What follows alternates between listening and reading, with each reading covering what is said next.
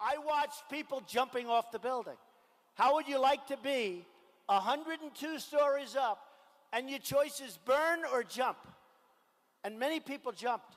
And I witnessed it. I watched that because I had a view. I have a window in my apartment that specifically was aimed at the World Trade Center because of the beauty of the whole downtown Manhattan.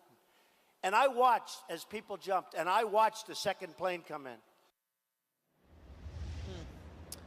Well, that was Donald Trump talking about seeing the people, the horrendous images we all saw in photos, many of us, people leaping out of those towers. But here's Manhattan, okay? So you see on the left-hand side of the screen, that is Trump Tower. And you see all the way downtown, that would have been where those trade towers stood. And so just to explain to you how far away, if he's saying he actually witnessed it with his own eyes, well, you see the map, you be the judge. Fact-checking publications have called his statements false, but Trump has only doubled down on his assertion. So joining me is Daily Beast columnist Ben Collins, and also here, CNN national political reporter Maeve Reston. So great to have both of you on. And to your piece, Ben, on Trump and the truth, it's hard to fact-check this man. Why is that? Because he's running a campaign based on plausible deniability, basically. His entire problem at this point is that he has said some things that we now know are totally untrue. This idea that there were thousands of people in New Jersey cheering the death of people on 9/11, it's factually incorrect. We know this is incorrect. There have been reports saying this is incorrect. But the biggest problem with all of this is we're sort of complicit in this. We're kind of questioning, as a media, if it's our role to talk about this, and it isn't. It's our role to say these are lies. It's our role to say in headlines that these things can't be possible. These things did not take place. You know, in my story, we wrote about how the media covered this tweet that he wrote, that 84% of white murdered Americans are murdered by black people. This is the opposite of the truth. 15% is the truth. And you see stories in The Hill, for example. Here's a headline from The Hill. Donald Trump takes heat for a tweet about black murder rates. Nowhere in there does it say it's fictitious.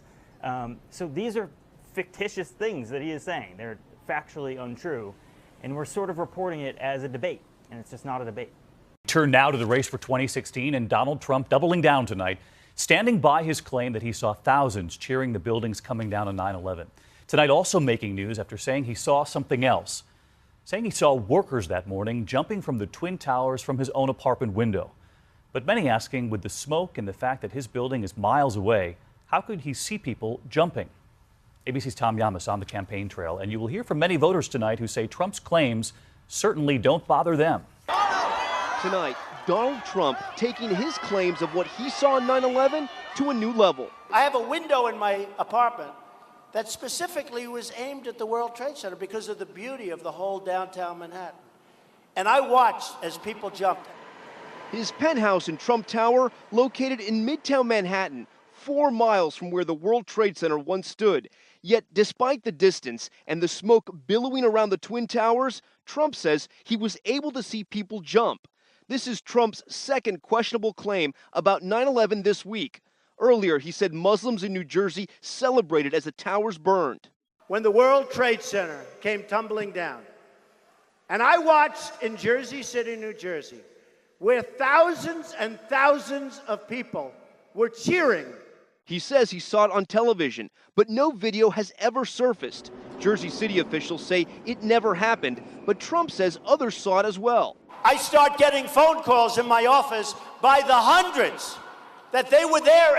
And David, you heard in our report Donald Trump say he's been fielding hundreds of phone calls from people who also saw thousands of Muslims in New Jersey celebrating on 9/11. Well, we contacted the campaign and asked to speak to some of those callers. They have yet to get back to us.